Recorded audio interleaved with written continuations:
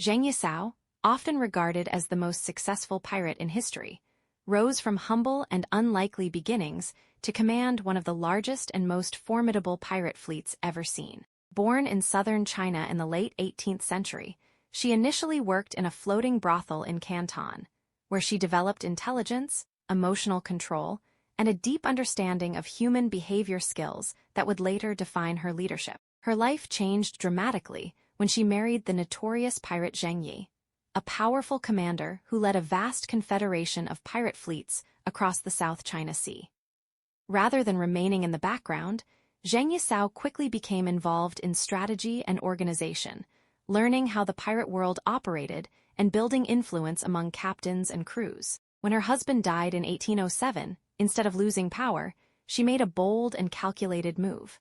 She took control of his entire pirate empire.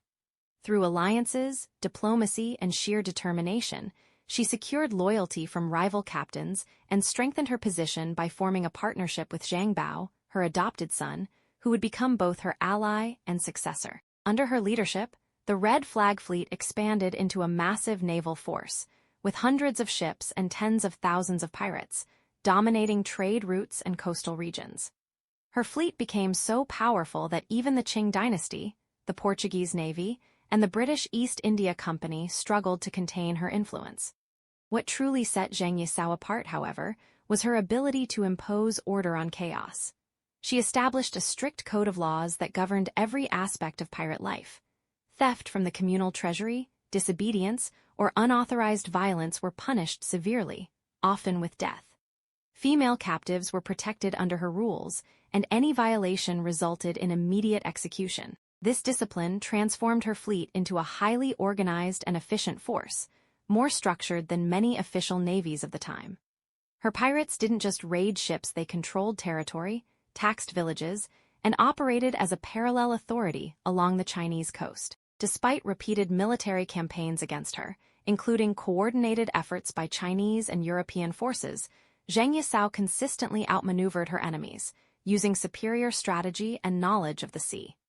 Eventually, recognizing that defeating her was nearly impossible, the Qing government offered her a deal: amnesty in exchange for surrender. In a remarkable demonstration of political skill, she negotiated favorable terms in 1810, securing pardons for most of her followers and retaining a significant portion of her wealth.